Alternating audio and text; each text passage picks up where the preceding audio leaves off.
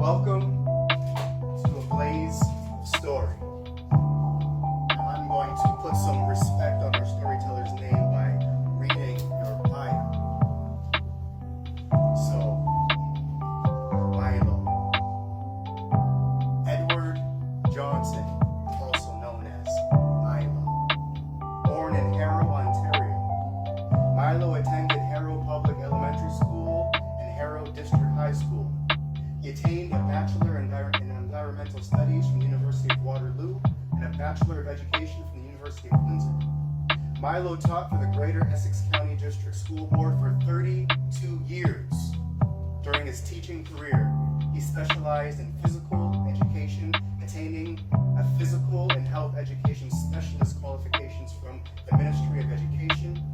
Milo retired in 2004 and is currently enjoying his retirement while playing senior masters sports. He presently resides in Windsor, Ontario, and is involved in researching and writing genealogy, local Black history, and historical fiction, family genealogy research, and the story of Milo's great-great-great-grandfather, Gabriel Klingman, led to the writing of 3 books: Greer Family Genealogy, Johnson Greer Genealogy, and New Canaan, Freedom Land. Friends, please put your hands together for our honored guest of this evening, Milo Johnson.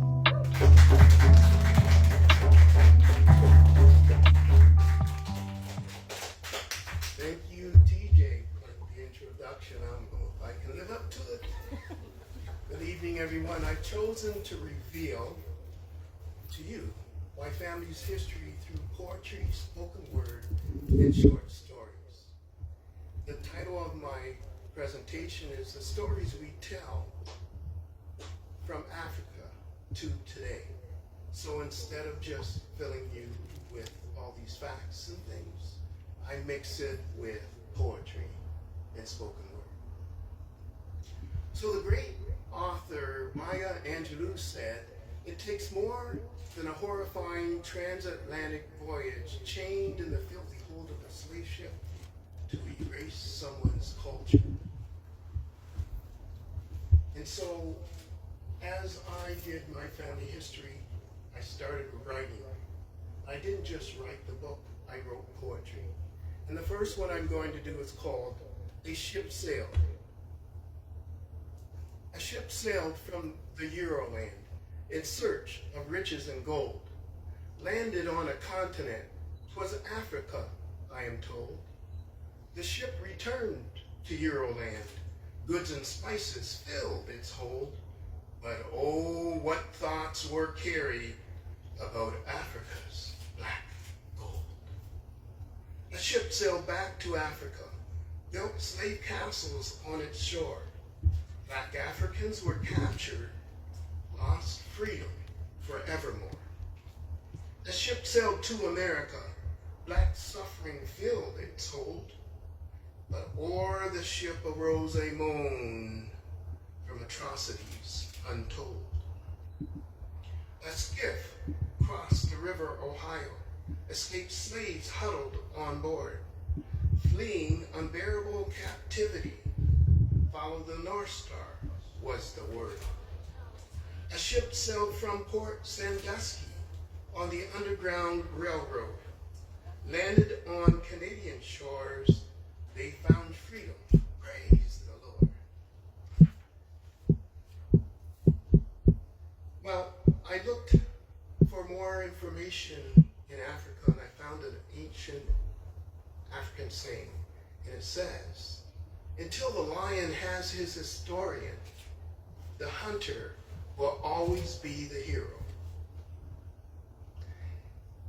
And so I know my people came from the west coast of Africa, and I know that when they were captured, they were put into slave castles. So this one is Slave Castle. Echoes through the darkest depths a cry, "We've done no deeds to deserve to die. Oh, heavens open, we see the light. screams for mercy reveal the captive's plight. In dank, dark dungeons of deep despair, stifling stench of death wafts in the air. Pleading moans of woe ascend stone walls. Woeful wails permeate chamber halls. For some, a dreadful den of demise, screams and wails, cacophonous cries. Souls rise to heaven's eternity, not able to stand the atrocity. Oh, death, take us quickly, many plead. For our souls we pray, we're all in need. Grant us the solace of death's embrace, if not unshackled from this dreadful place. Citadels built on Africa's shores belie what transpires behind its doors. Captors rape and debase black women, foreshadowing slaves' horrors and omen. Ghanaian castle by water's edge, proud black people are sadly misled. Once entrapped in fortress halls depart, through door of no return, middle passage start. Echoes through the darkest depths a cry, we've done no deeds to deserve to die. O heavens, open, we see the light. Screams for mercy reveal captives' plight. So I have determined many of my family ancestors came from the west coast of Africa. I couldn't help but think of the circumstances and the journeys they endured. It imprinted on our family ancestors a sense of strength, perseverance, and enduring faith to press on in life. The journey from Africa to the New World through the Middle Passage can only be imagined. And this is my quote. They entered the depths through a violation of their being. Peace be unto their souls. I give you the deep. The deep, dark waters of the ocean depths. They drifted deep to the cold of an icy grave. The deep to the darkness they sank, blank stares and death. Their spirits transcended into the arms of God. Peace be unto their souls. Wrapped within Mother Africa's nurturing arms, a life in tune with God's magnificent green earth. Each day, they rose to toil peacefully in life's flow. Innocent of the world at large, they lived day to day. Evil respects no mere man or habitation. Wickedness pervades the most honest society. Dark minds create avarice among Africans. Despots rule, achieving riches through violence. The deep, dark waters of the ocean depths, they drifted deep to the cold of an icy grave. The deep to the darkness they sank, blank stares and death. Their spirits transcended into the arms of God. Africa in turmoil heaves greatly to maintain. Foreign incarnate evils control the deep chieftains. Europeans imprison black African people, construct a gruesome trade, transatlantic immorality. Ships filled with human cargo sailed to the New World. Black life stacked like cordwood succumbed to the harshness. Bodies in the grips of starvation heed death's call. Callous hands of the slavers toss black souls overboard. The deep, dark waters of the ocean depths, they drifted deep to the cold of an icy grave. The deep to the darkness they sank, blank stares and death. Their spirits transcended into the arms of God. Peace be unto their souls. Throughout more than 200 years of slavery, many ships carried the precious cargo of African people to the New World. An estimated 400 to 800,000 to the North American shores. The African people sometimes displayed resistance. There were some slavery revolts on the ships. One such instance is passed on through the descendants of the Gullah people of the Sea Islands of Georgia and South Carolina. The story is sometimes referred to as the Igbo or Igbo landing. The site where the incident occurred is sacred and said to be haunted. The historical event has also been referred to as the myth of the flying Africans. The Igbo people were proud Nigerians, which forms approximately 20% of my family's DNA. In 1803, a slave ship, the Wanderer, loaded with captured Africans from Nigeria, had completed the Middle Passage and was headed to Savannah, Georgia, where they sold 75 slaves to coastal plantation owners and transferred the remainder onto a ship called the schooner York. The York headed towards St. Simon Island. The Igbo slaves on board rose up against their captors and took over the ship. My quote is, "It was not through fear the Igbo resisted, but through strength." Here is my poetic rendition commemorating the event. We are the people of the African continent. We will not go meekly. We will not relent. How dare you steal the Igbo from our motherland? I am a great chief, he spoke as he raised his hand. His unmoved, light-skinned captors seemed not to understand when each day the chief told them he was a great man. And as they sailed the seas to a bleak destiny, the proud Igbo rose to challenge their enemy, took over the ship, and drowned their abductors. The chief of the Igbo people knew they were bound to a life of enslavement on reaching solid ground.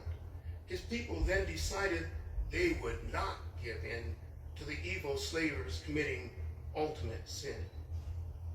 At St. Simon's Island, they confirmed their demise. The Igbo gathered just as the tide began to rise. They marched proudly forward until the very end. A true message to their captors, they proudly did send. Into the murky waters, their souls were unchained. The Igbo, free of captors, dignity regained. Freed from encumbrances of enslavement's malaise, they walked into the water, singing their God's praise. Not just symbolic, these actions were indeed real, as the act of the Igbo would surely reveal. A defiant protest to a captive oppression, confirming pursuit of all man's true life passion. Into the murky waters, their souls were unchained. The Igbo people, free of captors, dignity regained. Freed from encumbrances of enslavement's malaise, they walked into the water, singing their God's praise. There were more rebellions or revolts on those ships. And as Joseph Sinkay shouted in the movie Amherstburg, "Give us free. Give us free. Give us free. Give us free." This powerful line, repeated throughout the film, expresses the Africans' demand for freedom and their plea to be released from slavery. How did they get into this dilemma? Well, in February 1839, Portuguese slave hunters abducted a large group of Africans from Sierra Leone and shipped them to Havana, Cuba, a center for the slave trade. This abduction violated all the treaties that were then in existence. Two Spanish plantation owners, Pedro Montez and Jose Ruiz, purchased 53 Africans and put them aboard the Cuban schooner Amherstburg to ship them to a Caribbean plantation. On July 1st, 1839, the Africans seized the ship killed the captain and the cook, did not kill Montez or Ruiz because they wanted them to take them back to Africa. Well, the Spaniards started out, but they betrayed them and instead sailed into U.S. waters where the ship would stop by the U.S. revenue cutter, the Washington, and the mutineers were arrested. In an ensuing trial before the Supreme Court, the Africans were represented by the well-known John Quincy Adams. After a trial and then a retrial, the Supreme Court decided in favor of the Africans, stating it is the ultimate right of all human beings in extreme cases to resist oppression and to apply force against ruinous injustice. The opinion asserted the Africans' right to resist unlawful slavery. Here is my rendition titled Amherstburg.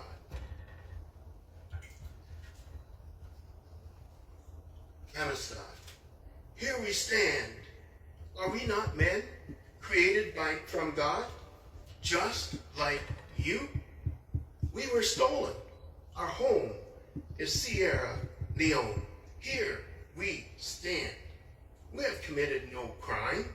A crime was imposed on us. So, let us go. Set us free.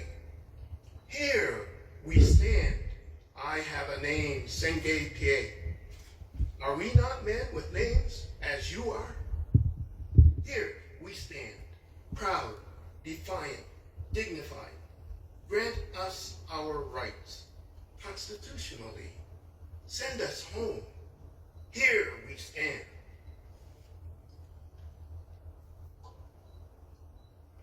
A quote from my artist of color friend Lana Anyale Talbot states, "How much money is a man or a woman's soul worth?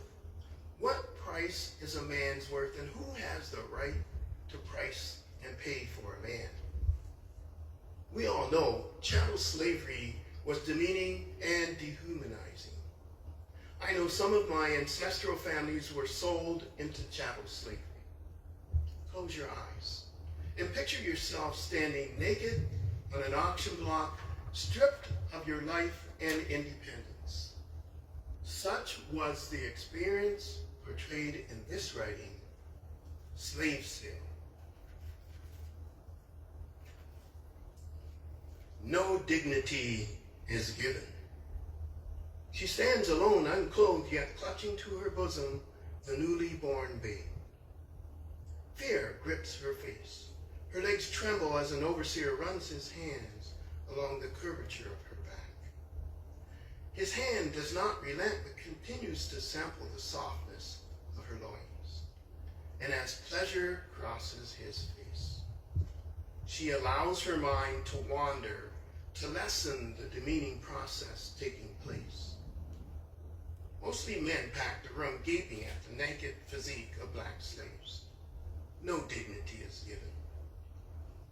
She stands nameless, not understanding the words spoken harshly, directing her to stand with her feet apart. The rough-handed man thrusts his fingers into her mouth, feeling her gums and teeth. Her instinct is to bite the violation, clamp down hard with her teeth. Yet she relents. My name is Owuwa Enwawu, she wants to scream. Daughter of the chief Enuku Madu. In proud silence, tears stream down her face, drip from her chin, and slide down her oil-slicked chest. No dignity is given. Owuwa does not understand these white-skinned men and the process they are following. Once the overseer calls out, many of the men shout back, holding papers in hand. The men are restrained by her bearer, though some who call out the loudest are allowed closer. She becomes fearful as piercing eyes scrutinize her ebony body. Owuwa is purchased by a proud and discerning man. What kind of humans Touching her babe, she is led away. No dignity is given. Chattel slavery means my African ancestors were considered a piece of property like other stock on a farm or someone's residence or business. They were owned. Another of my artist of color friends, Connie Lee Turner, wrote, "The average lifespan of slaves was 21 years. Oppressed by cruel taskmasters without hope, they bravely persevered. Slavery of any kind is a blight on mankind." As I express in this writing, cotton fields. As workers trudge slowly, the line moves to the mist-covered fields of cotton. Young men lead the way as small children follow beside their mothers, males, females, and young ones. A ragged group of chattel slaves. Theirs is a life of mundane drudgery, long days spent in the fields under the fierce southern sun.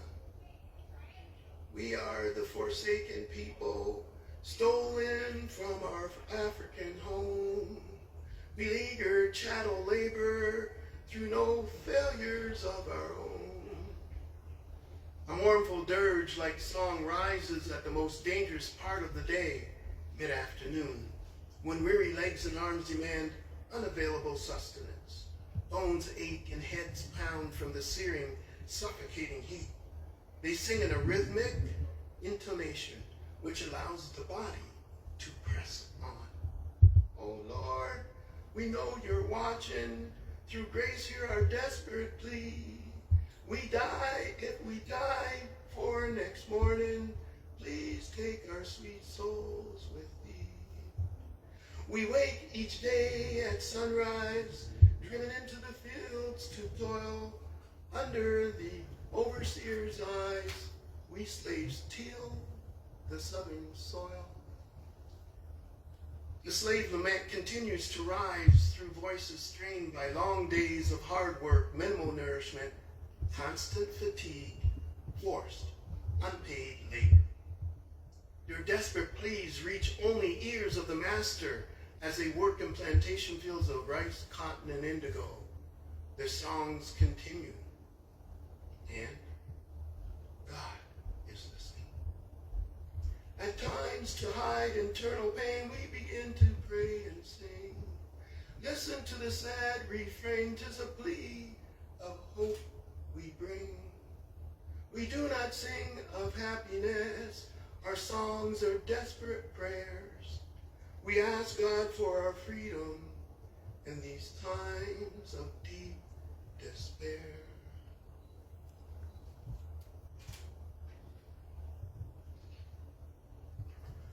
My fourth great-grandfather, Gabriel Klingman, was born on a plantation located on the Ohio River in Greenup, Kentucky in 1799. There are about 15 to 20 slaves on the plantation when Gabriel decided to escape in 1819. The story of Gabriel Klingman's escape to Canada is a unique story of friendship between a young white boy and a young black boy. The young white boy, Moses McCoy, was about 15 years old. He lived in the plantation next door to where Gabriel Klingman's plantation was. He would sneak up to the mill on Sundays when the slaves were allowed to have church. So young Moses would hide and watch them as they praised the Lord. And they sang and rejoiced and enjoyed the creek that ran through the plantation. He enjoyed watching them socialize and eventually befriended a young slave named Gabriel Klingman. Being from a religious family, young McCoy offered Gabriel one of his hymn books from church. But Gabriel told him he could not read. Young McCoy decided to secretly teach Gabriel and a few other slaves to read. Each Sunday afternoon at the horse mill, he would secretly hold classes. Gabriel was his prize student and quickly learned to read and write. The secret school, unfortunately, was shut down. It was against the law to educate slaves. So the school was shut down when Gabriel was caught writing on the barn wall by his master, Benjamin King. But the seed had been planted. Gabriel could read and write and yearned for his freedom. He had stored an escape pack at the mill, readying for a time to leave. But he was very, very, very afraid. In this poem, I had called Gabriel Josiah. Imagine Josiah's lying in bed. Now, I have to explain to you that I changed the name from Gabriel to Josiah because, I don't know, it just came to me when I was writing it, okay? So, Gabriel was dreaming of freedom when he hears a voice from above whispered to him. Hold your ears. Josiah. Josiah.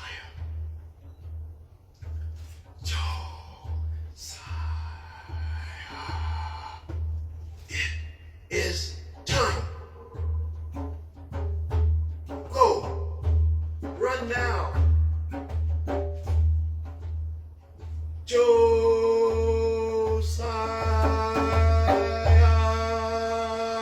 Run, Josiah. Run from the iron chains of enslavement. Run, Josiah. Run from their oppressors' lashes. Run, Josiah. Josiah. Run from the dogs of the slave catcher.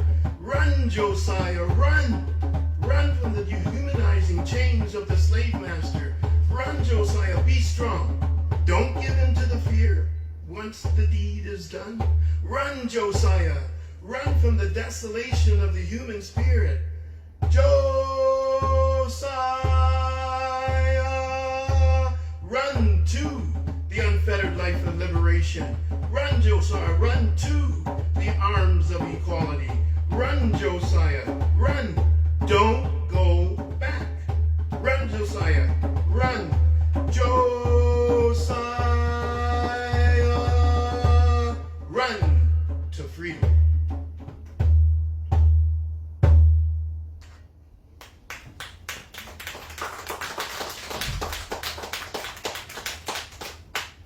And so, Gabriel Clingman ran. He left the plantation, and because he could read and write, wrote his own passes. Gabriel Clingman arrived a free man in Colchester Village, not far from here, then called Saxville, in 1820. Gabriel, when he ran, left behind a two-year-old son, Gabriel Jr., my great-great-great-grandfather. His wife and 3 children, along with Gabriel Jr., escaped from the same plantation in 1848, and using the Underground Railroad, met up with his father in Colchester. How did he manage that? Well, this is what happened. When Gabriel came up to Colchester, he could read and write. He became a teacher, and he also became a minister with the AME African Methodist Church. So he wrote his friend Moses, who was very disappointed that Gabriel had ran away without telling him. And so he sent a message to Moses McCoy that he wanted his freedom letters. Moses went to Benjamin King and showed him Gabriel's letter. And Mr. King said, oh yeah, sure, I'll give him his freedom papers if he gives me $200. Back then, $200 was a lot of money, but Gabriel had the money. He was ready. And he sent the money to Moses McCoy, and he obtained his freedom papers from Benjamin King.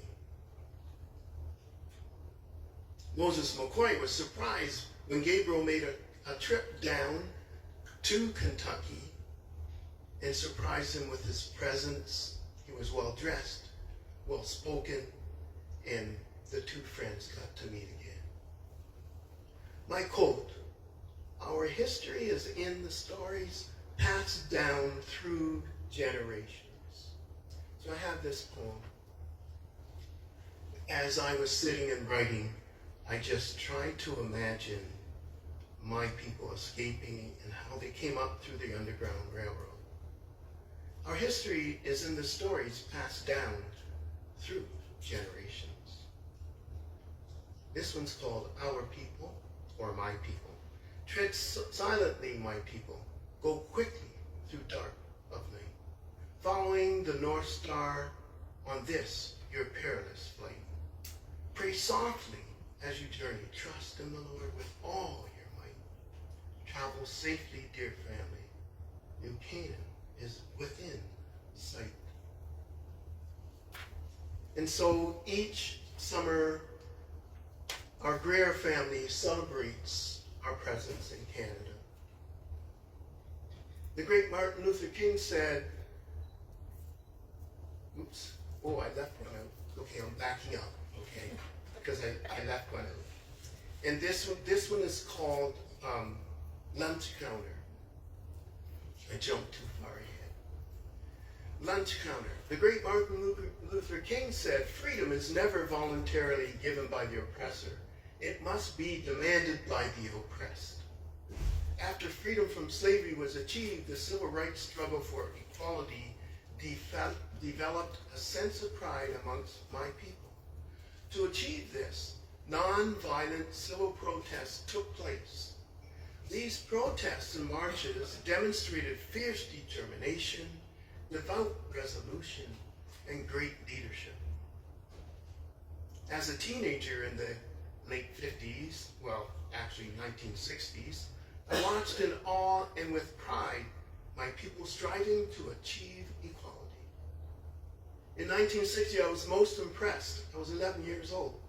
I was most impressed by a lunch counter sit-in in Greensboro, North Carolina.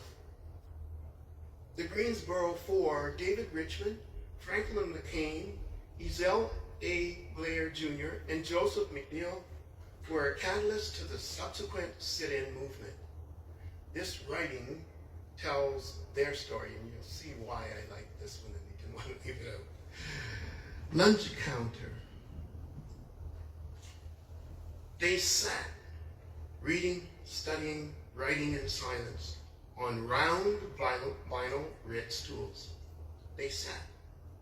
In silent resolution, young students facing conflict unflinching. In silence, they sat at the lunch counter in the Woolworth store. In words unspoken, they stated their cause. They sat in protest for oppressed blacks. Ezell, David, Franklin, Joseph, and more, soon to be known as the Greensboro Four, sat at the lunch counter in the Woolworth store. They sat not just for lunch, but for what was not just.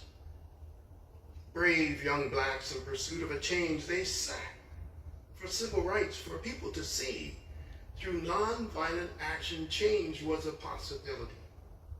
They sat at the lunch counter in the Woolworth store.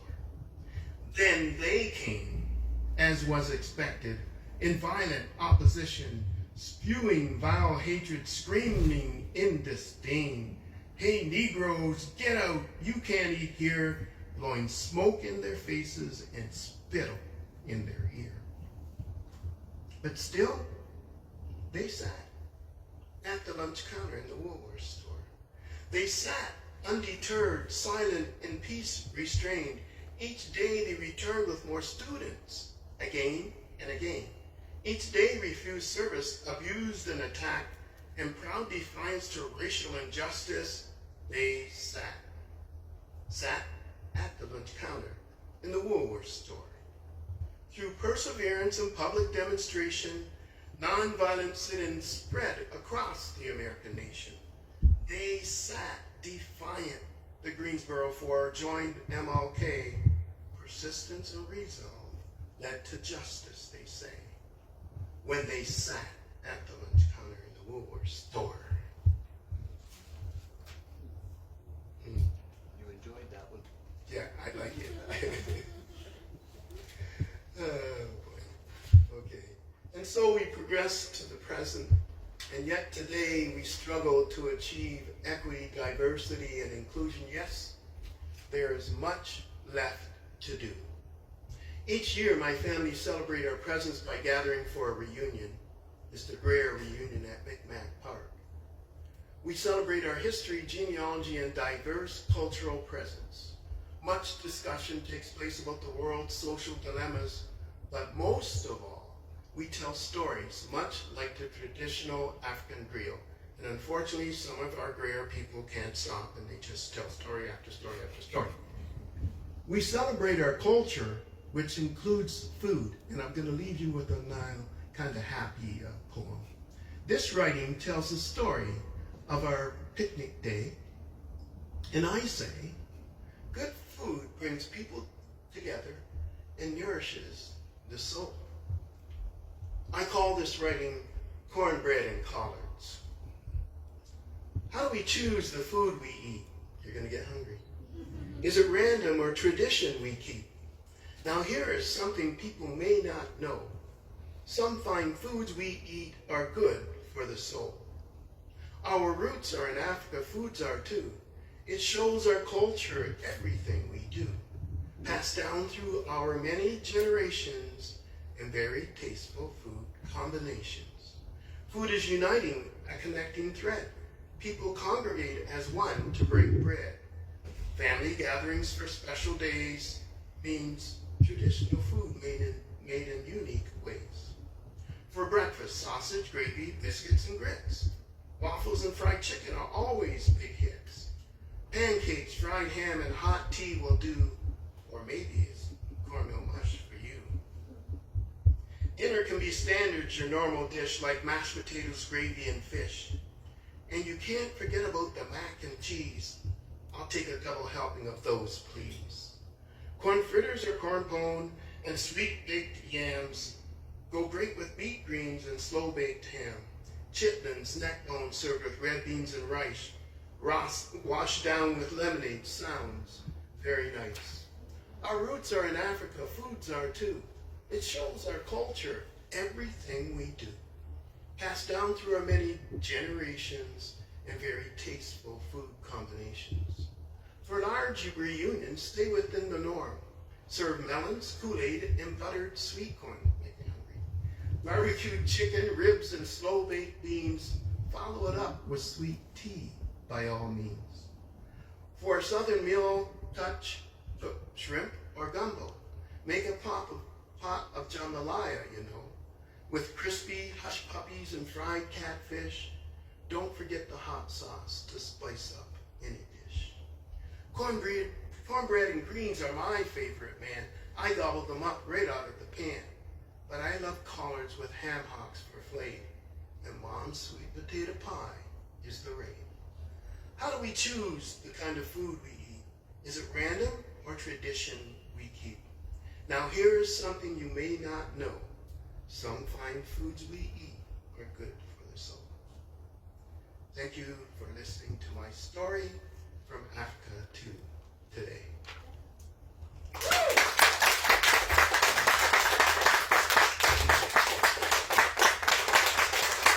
Keep the hands going for Milo. Keep them going for the River Bookshop. Clap for yourselves. Thank you so much for being here today. And once we wind the hand clapping down, we will open up a Q&A. Any question you wish to ask about the content or what I spoke today? Did you bring any books? Yes. I'm not supposed to, but I have them in my car. Okay. And I did bring them on because I don't carry a lot of books with me, and I usually don't sell out of my car. If you can't get the book today, you can get it at the Amherstburg Freedom Museum. Mary Catherine has them there. Celebrating 50 years. Put your hands together for that.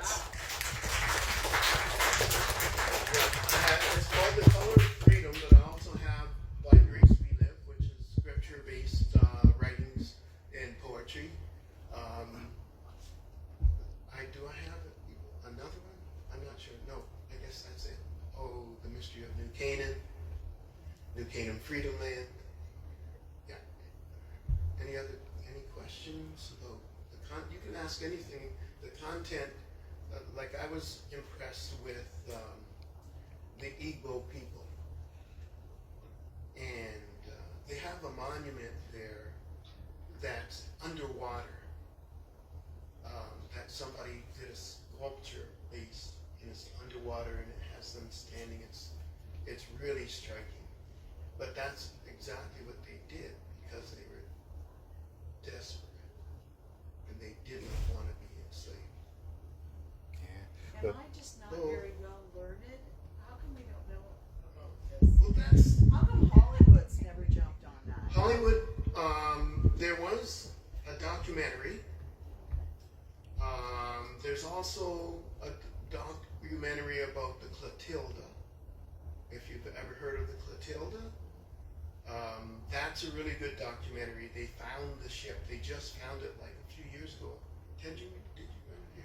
That was on PBS. Within the last 4 or 5 years. Right. Yeah. Wow. They were searching for this ship, the last slave ship, which was illegal, to arrive in the United States. It was done under darkness and clothed, and they said what didn't happen, but they found the ship with using sonar and all that.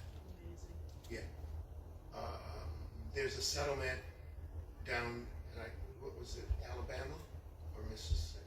Alabama, I think, where the people who are related to the people who were on the ship and got sold to all these plantation owners. What they did, they sold the slaves to the plantation owners, then tried to get away because they were being chased, kind of, or watched. And then all of these slaves, now, they all live in one small town area. And they're very proud of their history that they were able to persist to make it through. There's some of this history, like I wrote New Canaan Freedom Land, and Gabriel Klingman is in that book. But I did 92 families. Is it 94? I don't know, Mary Catherine, I can't remember. It took me 8 years to write the book, to research the book, and then 2 years to 3 years to write it. And it has the history of more than 90 families from Colchester Township, family names now. Not all the families, but family names. And the reason why I wrote the book was so that all the black folks in the area could use that book as a starting point to research their family histories. So for each family, I put in a bit of their history, where they came from, and I started their family tree. So I have a family tree for all 92 families. Some of them are interlocked. And one of them includes a McCurdy family. It was a McCurdy a brother of Nassau McCurdy that lived in Colchester Township. So that's available. All those books are available at the Amherstburg Freedom Museum. Yes. For personal experience, I know that Milo's books are very much like his presentation tonight. If not facts and dull information, he weaves stories in with them, and it really grabs your interest. Well, you notice I get emotional when I'm doing it, and sometimes it's difficult to go ahead and continue because of it. But it does move you. One more question? I can't believe nobody has asked this question. Milo, Mr. Johnson, Are you single? when is the family reunion? and do we all get invitations to the cookout? You can come to the family reunion. It's on August 2nd during Emancipation Day weekend at Micmac Park. It starts, if you get there by 12, you'll have a good time. But I'm there at 8:30, 9 o'clock in the morning. I set up a history tent, a double canopy or triple canopy history tent. And I have all kinds of local black history in there about our family. And we get family from all over the United States. My sister comes up from Atlanta. We got people from Chicago, right? And usually we get more than 100 people. Some of the COVID years we shut down, and then we're gradually getting back where we have a lot. The Walls family in Puce, the Scott family, the Chavis family in Amherstburg, the Hearst family, they're all related to the Greers in one way or another. And finally, and this is for the room, this is also for our friends who are tuned in on Facebook. Oh, I forgot that. I'm sorry. Are you single? Yes. Yes. And friends, this has been another blaze of story.